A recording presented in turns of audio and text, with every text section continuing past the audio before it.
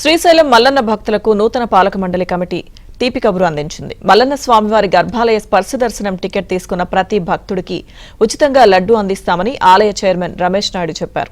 మరోవైపు కార్తీక మాసం కావడంతో ఏపీ, తెలంగాణ, కర్ణాటక నుంచి అధిక సంఖ్యలో భక్తులు దర్శనానికి తరలి వస్తున్నారు. భక్తులకు ఎలాంటి ఇబ్బందులు కలగకుండా ప్రత్యేక క్యూ లైన్లు ఏర్పాటు చేశారు. కార్తీక మాసం సందర్భంగా నవంబర్ 14న కోటి దీపోత్సవం నిర్వహించేందుకు అన్ని ఏర్పాట్లు చేస్తున్నారు.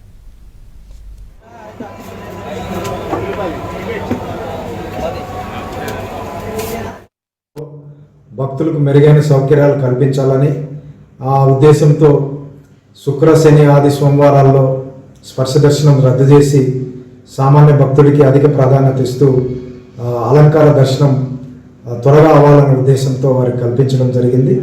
అలాగే శ్రీవారి పుష్కరిణి దగ్గర ప్రతి సోమవారం 1,00,000 కార్తీక దీపం వెలిగించుతున్నారు. అలాగే ఈ సంవత్సరం గంగాధర మండపం నుంచి నంది సర్కిల్ వరకు కోటి దీపోత్సవం ఏర్పాటు చేస్తున్నారు టెంపుల్ వారు.